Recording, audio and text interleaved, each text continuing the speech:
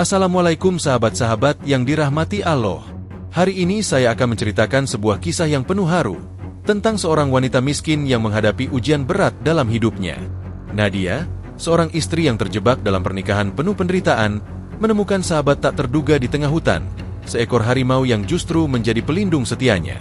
Namun sebelumnya, saya sarankan untuk menuliskan sholawat Nabi Muhammad agar kelak sholawat ini menjadi saksi untuk mendapat syafaat di akhirat.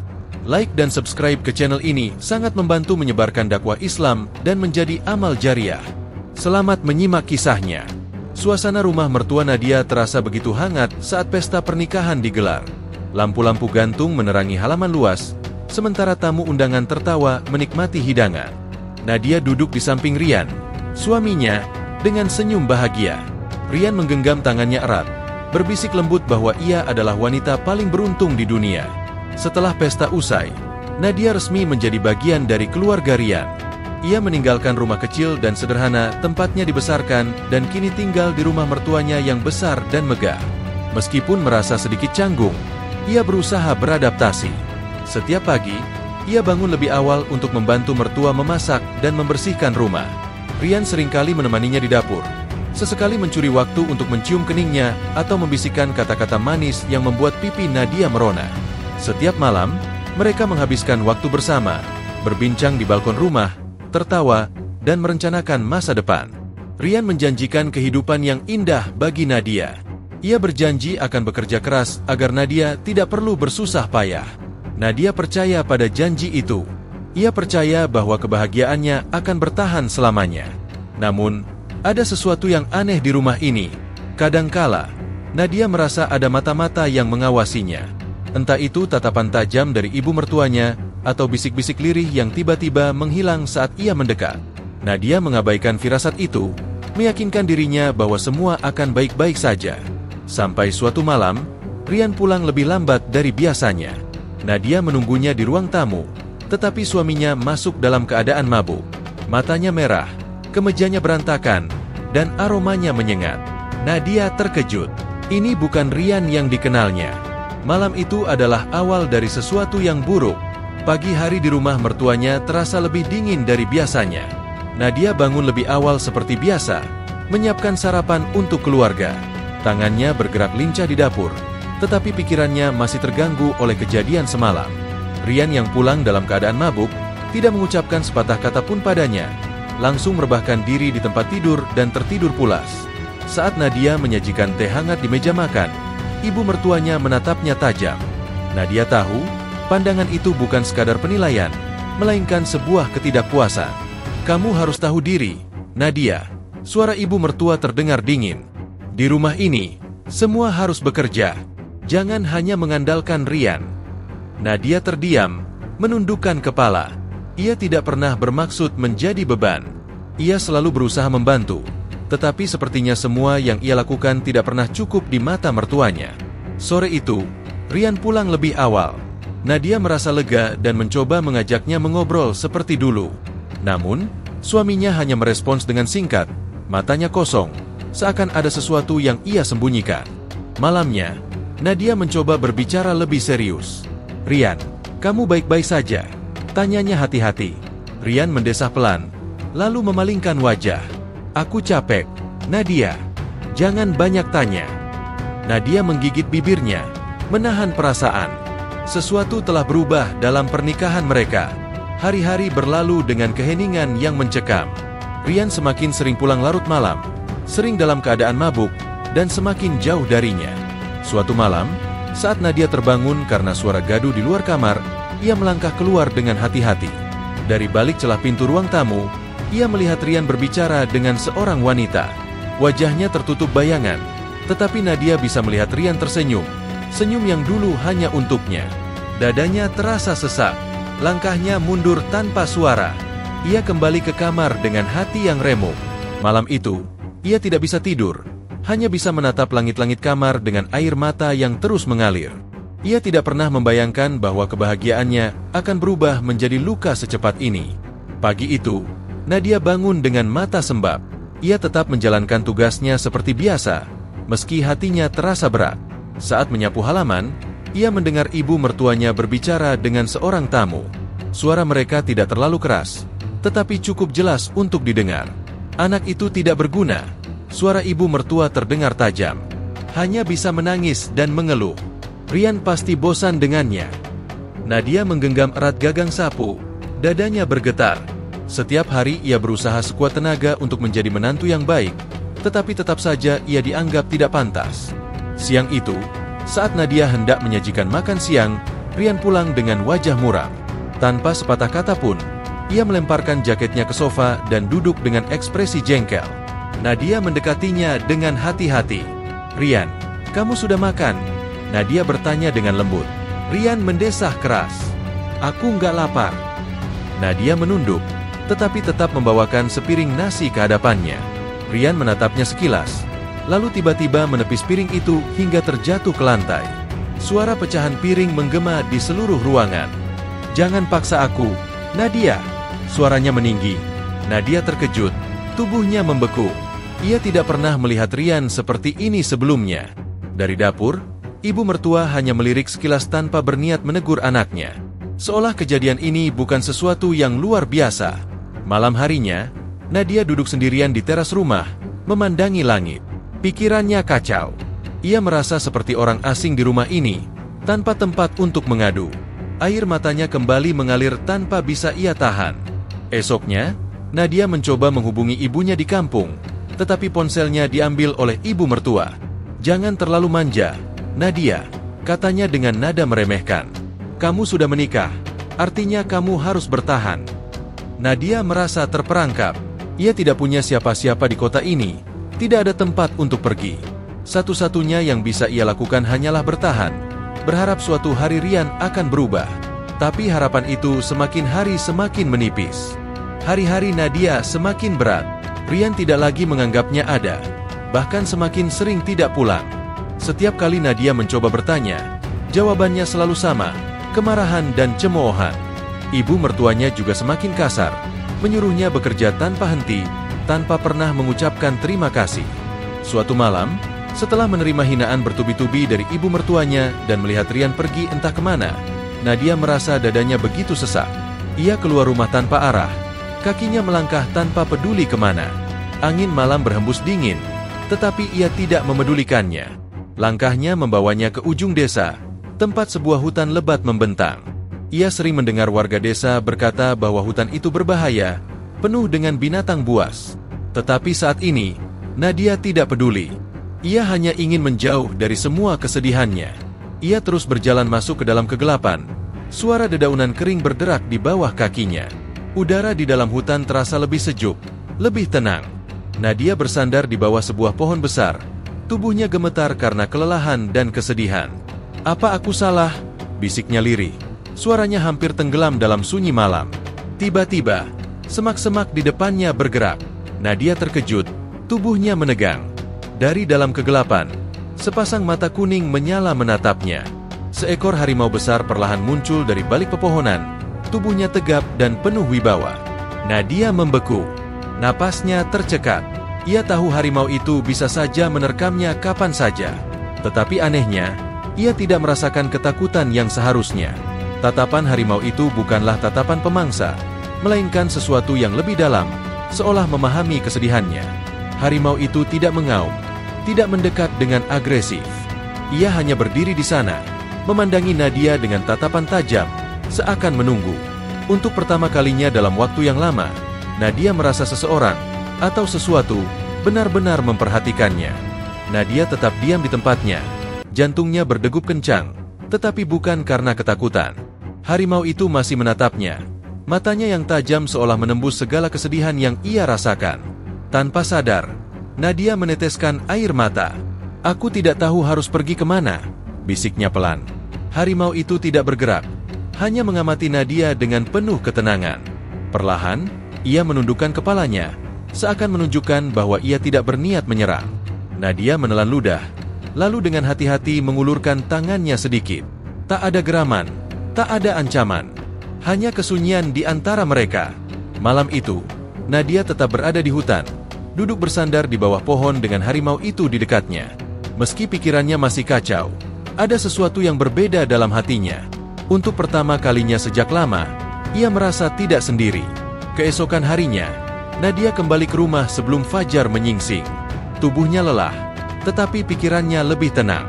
Ia tidak bercerita kepada siapapun tentang harimau itu. Sejak malam itu, setiap kali ia merasa sedih, Nadia kembali ke hutan. Harimau itu selalu ada di sana, seakan menunggunya. Hari demi hari, Nadia mulai merasa bahwa harimau itu bukan sekadar binatang buas.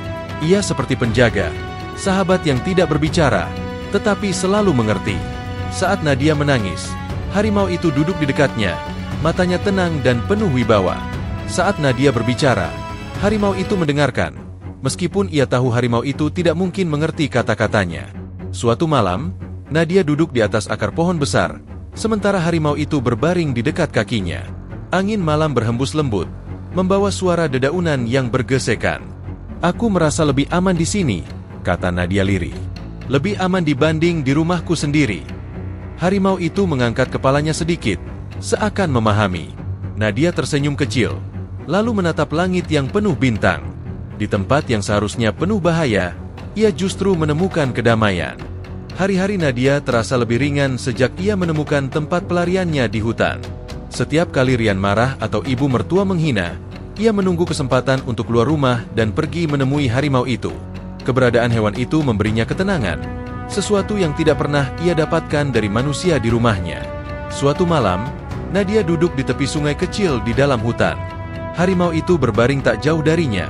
Matanya terpejam tetapi telinganya tetap waspada. Nadia menghela napas panjang, mengusap air matanya yang jatuh tanpa ia sadari. "Aku ingin pergi jauh, tapi aku tidak punya siapa-siapa," suaranya bergetar. Tiba-tiba, dari balik semak, terdengar suara langkah kaki. Nadia dan harimau itu langsung menoleh. Nadia membelalak saat melihat sosok yang muncul dari kegelapan. Rian. Wajah suaminya penuh kemarahan. Matanya menyala seperti bara api. "Jadi ini yang selama ini kau lakukan, Nadia?" Suaranya bergetar, entah karena marah atau terkejut melihat harimau itu. Nadia terkejut, tubuhnya membeku. "Rian, kau lebih memilih binatang daripada suamimu." Rian melangkah mendekat, tangannya mengepal. Harimau itu berdiri, menggeram rendah. Nadia bisa merasakan kekuatan dan perlindungan dari makhluk buas itu. Rian melangkah mundur, raut wajahnya berubah sedikit gentar. "Kau pikir harimau ini bisa melindungimu?" Suara Rian semakin tinggi. "Kau itu istriku, Nadia. Aku yang menentukan hidupmu." Nadia menggigit bibirnya, mencoba menahan tangis. Harimau itu tetap berdiri tegak di sampingnya, siap menghadapi Rian jika perlu. Nadia sadar, untuk pertama kalinya dalam hidupnya, ia tidak merasa takut. Rian menatap harimau itu sekali lagi, lalu meludah ke tanah. "Kau akan menyesal," katanya sebelum berbalik pergi. Nadia menatap kepergiannya dengan hati berdebar. Ia tahu, setelah ini, hidupnya tidak akan pernah sama lagi. Nadia kembali ke rumah dengan hati yang gelisah. Ia tahu Rian bukan tipe orang yang mudah menerima sesuatu begitu saja. Sejak pertemuan mereka di hutan, Nadia merasa ada bahaya yang mengintai, sesuatu yang lebih besar dari sekadar kemarahan suaminya. Benar saja, keesokan harinya, Rian semakin kasar. Nadia baru saja selesai mencuci piring ketika suaminya menarik tangannya dengan keras dan membawanya ke kamar. "Kau pikir aku tidak tahu apa yang kau lakukan?" Suaranya penuh amarah. "Kau sengaja pergi ke hutan untuk mencari perlindungan dari binatang itu, kan?" Nadia menunduk, tidak ingin memperburuk keadaan. Tapi Rian justru semakin marah. Ia menampar Nadia hingga tubuhnya terjatuh ke lantai. "Aku tidak akan membiarkanmu mempermalukan aku," bentaknya. Nadia menatap suaminya dengan mata berkaca-kaca. Hatinya terasa semakin jauh darinya.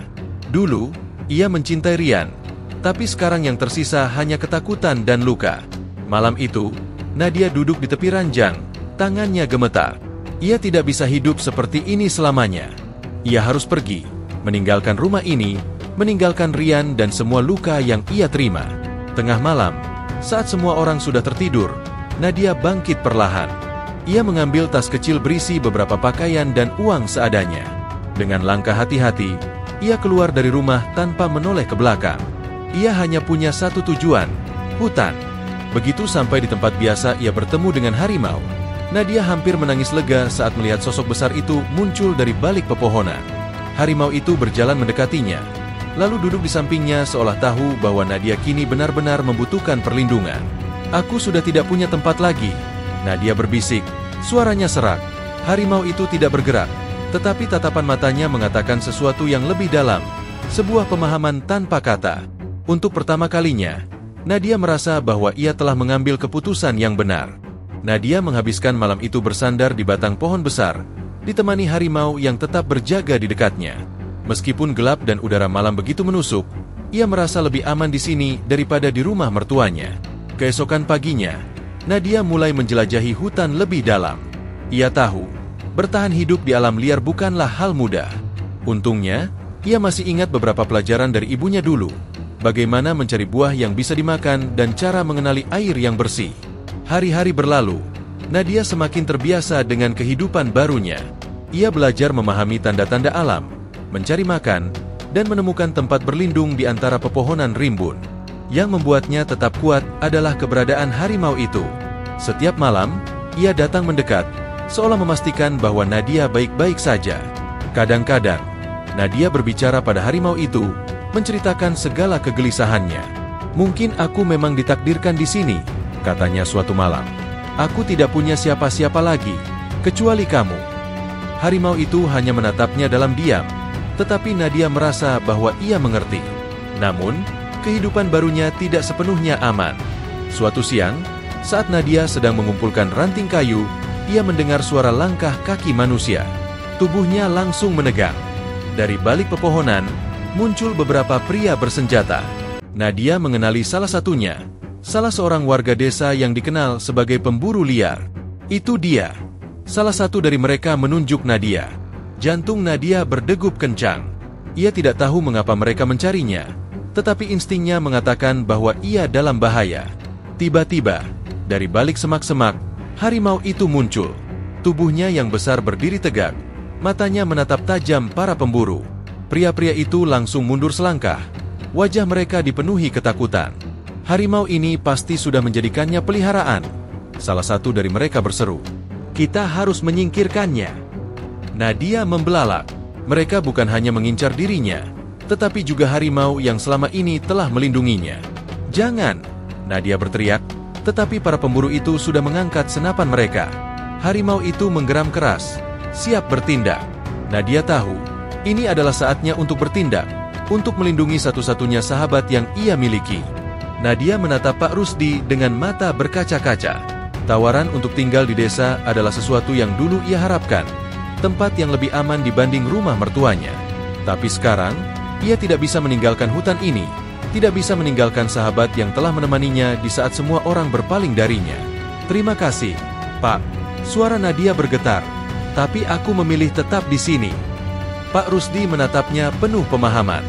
"Hidup di hutan bukan hal mudah. Nah, kau yakin bisa bertahan?" Nadia mengangguk. "Aku sudah melewati banyak hal. Aku lebih merasa hidup di sini dibanding di tempat manapun." Para warga yang datang bersama Pak Rusdi saling berbisik, sebagian tanpa khawatir, tetapi tidak ada yang menentang keputusannya. Mereka sudah melihat sendiri bagaimana harimau itu tidak pernah menyakiti Nadia, bahkan melindunginya seperti seorang sahabat sejati. Setelah percakapan itu, Pak Rusdi dan para warga pun pergi, meninggalkan Nadia dalam keheningan hutan. Ia menghela napas panjang dan menoleh ke arah harimau yang tetap setia di sampingnya.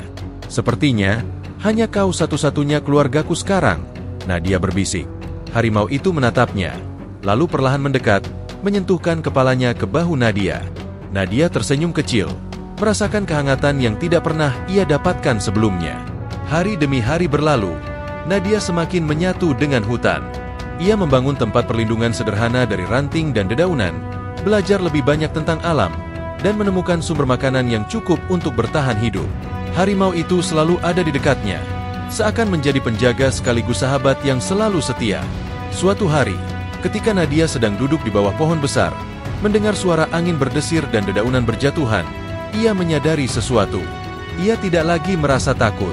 Ia tidak lagi merasa sendiri. Di tempat yang seharusnya menjadi simbol bahaya, ia justru menemukan kedamaian. Hutan ini bukan sekadar tempat pelarian. Hutan ini adalah rumahnya. Hikmah dari kisah ini. Cerita ini mengajarkan kita bahwa perlindungan dan kasih sayang bisa datang dari arah yang tidak terduga. Ketika manusia meninggalkan kita, Allah bisa mengirimkan pertolongan melalui cara yang tak disangka-sangka. Seperti Nadia yang menemukan ketenangan dan perlindungan di tengah hutan, kita pun harus yakin bahwa setiap ujian memiliki jalan keluar. Allah berfirman dalam Al-Quran, "Wa may yattaqillaha yaj'al lahu mahraja, wa yarzuqhu min haitsu la yahtasib, wa may yatawakkal 'alallahi fahuwa hasbuh. Inna Allaha balighu amri, qad ja'alallahu likulli syai'in qadra." Dan barang siapa bertakwa kepada Allah, niscaya Dia akan mengadakan baginya jalan keluar dan memberinya rezeki dari arah yang tidak disangka-sangkanya. Dan barang siapa bertawakal kepada Allah, niscaya Allah akan mencukupkan keperluannya. Sesungguhnya Allah melaksanakan urusannya. Sungguh, Allah telah mengadakan ketentuan bagi setiap sesuatu. Quran Surat At-Talaq 23. Kisah ini hanyalah fiktif yang dibuat seperti nyata agar kita dapat mengambil hikmahnya. Semoga bisa menjadi pelajaran bagi kita semua. Terima kasih sudah menonton hingga akhir. Jika kalian menyukai kisah ini, jangan lupa untuk like, komentar, dan subscribe agar semakin banyak orang yang bisa mengambil manfaat dari cerita ini. Sampai jumpa di kisah selanjutnya.